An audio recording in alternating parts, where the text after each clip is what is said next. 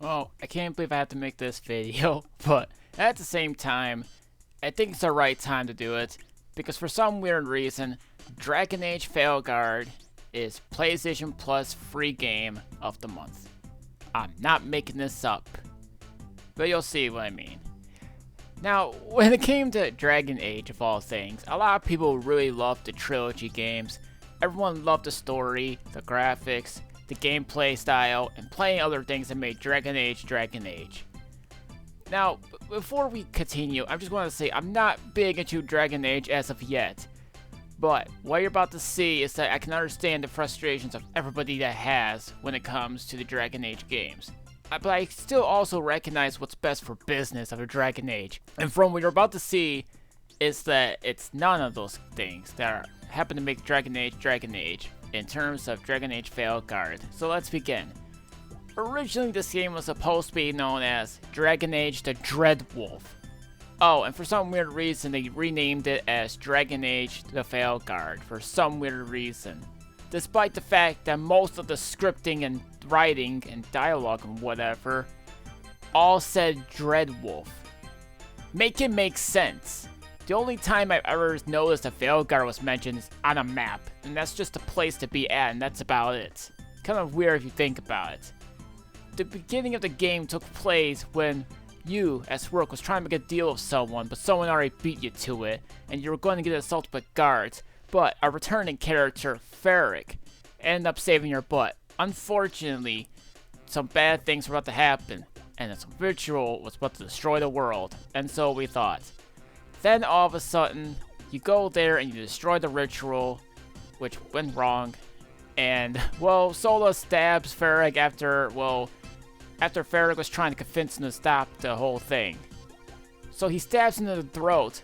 Oh no, wait, I just rewatched the whole thing. He didn't stab him in the throat, he stabbed him in the side.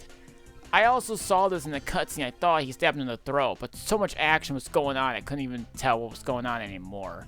Don't blame me. The YouTuber said that he was stabbed in the throat. Well, I'm here to prove them wrong. Oh, and it doesn't matter because he was still fatally stabbed regardless, and for some weird reason, with no explanation, he's somehow still alive. He had to lose a lot of blood at that point. You've got to be kidding me. But it doesn't matter anyways because he's not cleared for action and he's still hurt. But don't worry, he's got a bandage to cover himself.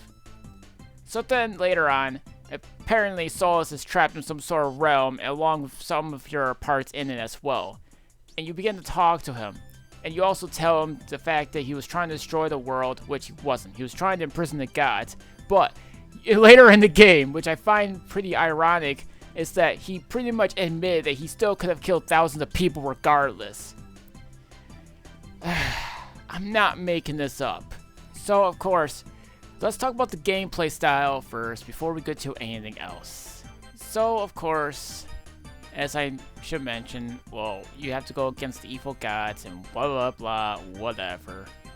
So, of course, the gameplay style, well, in the early previews of the gameplay, I've seen a lot of positive things about the game, just in terms of the combat and how well they explained it. But unfortunately, someone decided to spoil the story for whatever reason being. I think it was IGN if I remember correctly. But of course, the combat wasn't too bad, but sometimes it gets repetitive. But somehow it's fine for what it is at the same time. You can do a drop kick and plenty of other abilities you can obtain by leveling up. To level up, complete quests, and that's about it. You also can create your own character as well, and if you have the save data of Dragon Age Inquisition, you can transfer it over to continue some of your process. It's just minor effects, so it doesn't really matter. If you don't even own Inquisition, it's fine. It's not really gonna mean anything, unless if you really want to experience the Dragon Age way. I've seen criticisms of the game's graphics, but the lighting makes up for it. The graphics aren't too bad as people make it out to be. Some of the areas of the game showcase the graphics really good, but at the same time, it's a mixed bag. That's what I would just say about that. But character-wise, we got very little returning ones, and the other ones are brand new to the game. But it doesn't mean all the characters are far from perfect. I think the only exception is Nave and also Lucanus. I think Lucanus could have had more potential because he actually is a pretty good character. voice actor does a pretty good job with the character itself and makes the voice sound pretty, well, fits with the character's look. Because he's like some sort of vampire type creature, and he also, well, he's battling a demon to be exact. And the setting of the city fits perfectly for the character because he's pretty much a hitman. Well, you call him an assassin, but it doesn't really matter because he's still doing the same thing regardless, signing contracts. And of course, I get to the game part, and I reach part 6 maybe, and oh no. And here it is. I met the worst ever character in the game, Tash. I shouldn't really have to document who this character is because it's well documented all over YouTube at this point. But I really shouldn't have to tell you why I don't like the character. It's been well documented. And when I did talk about the character or the game itself because of certain reasons, apparently some people on Discord took it the wrong way. I wasn't trying to be whatever they were trying to accuse me of being.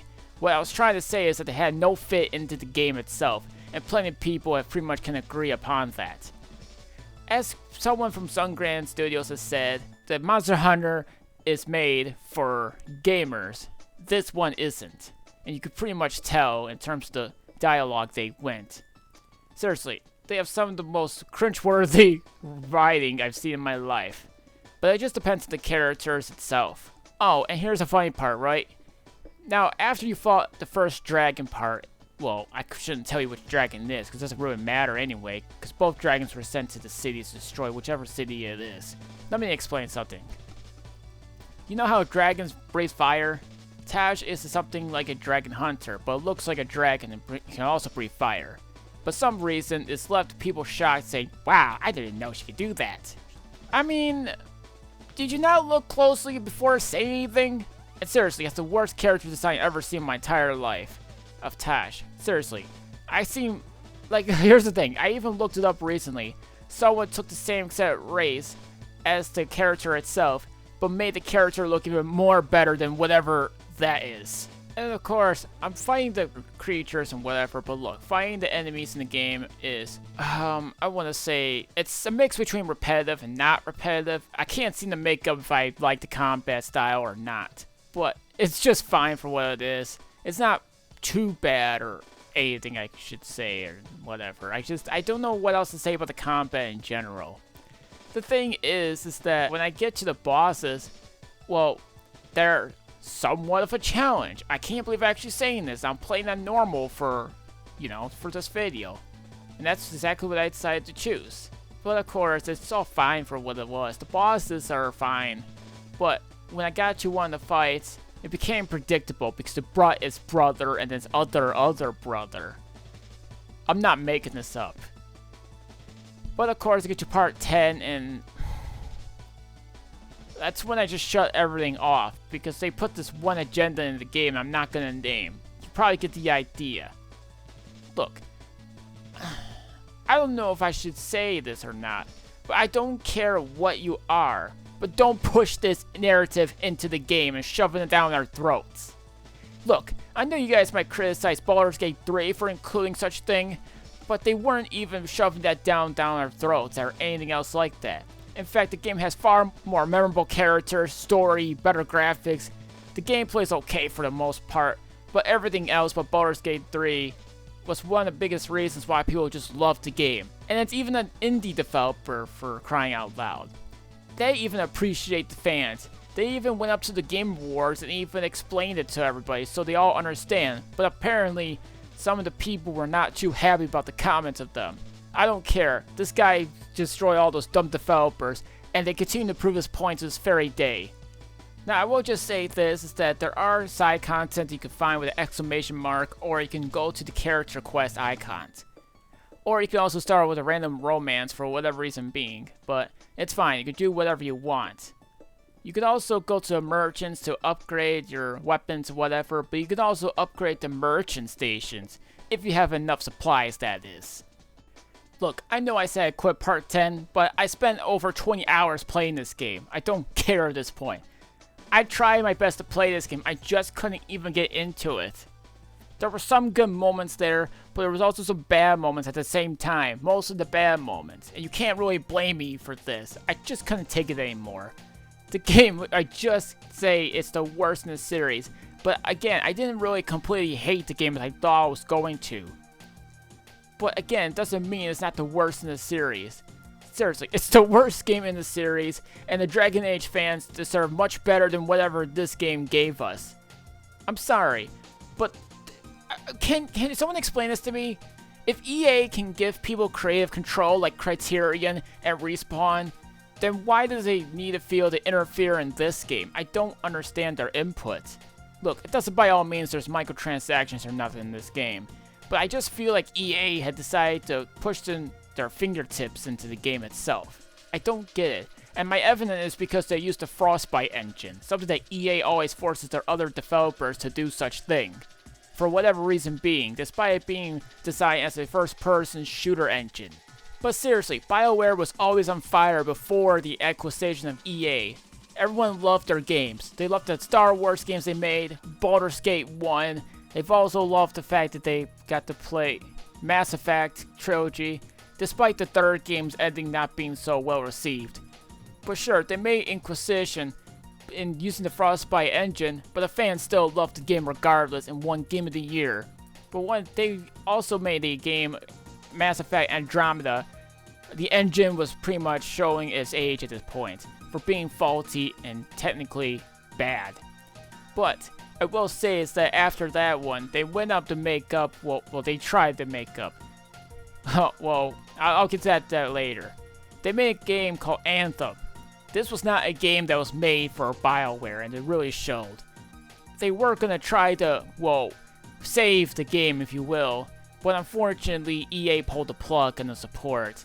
But the good news was that they were able to make Mass Effect Trilogy, that being Mass Effect Legendary Edition, a remastered compilation of all 3 games including the DLC, except for one, because nobody liked it.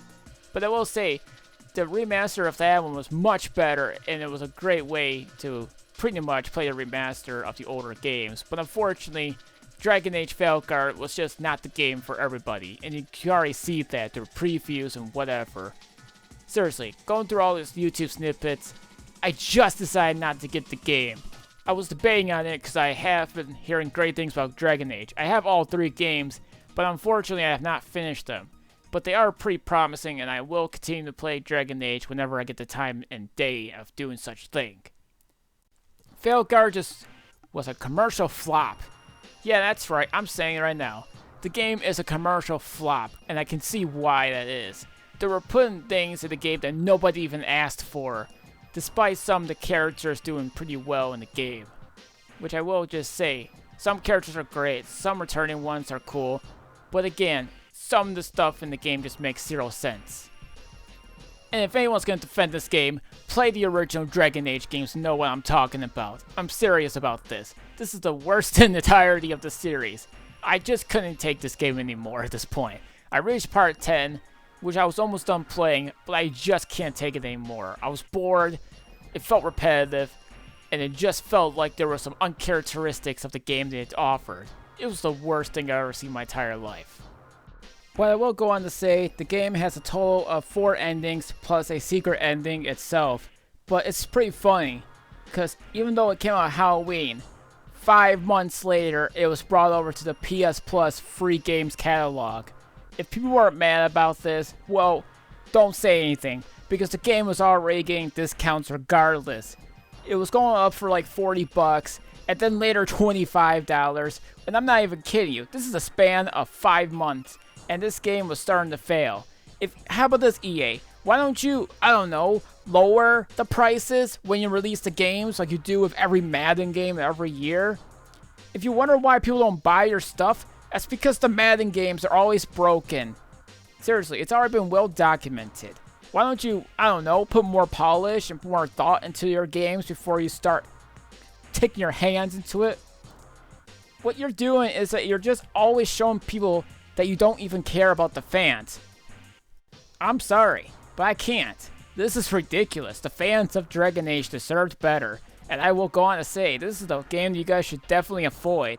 I know the gameplay might seem impressive, but trust me, you don't want to look into the game's writing. It's horrific at best. with the exception of a couple of characters. And I already told you how good Lucanus is, because he's possessed by a demon. I think that makes it up for it. But, again, I didn't completely hate the game. But there were some horrible moments I just didn't like, and I just already want to turn off the game and play something else. I'm sorry. But like I said, you, the Dragon Age fans, deserve way better than this.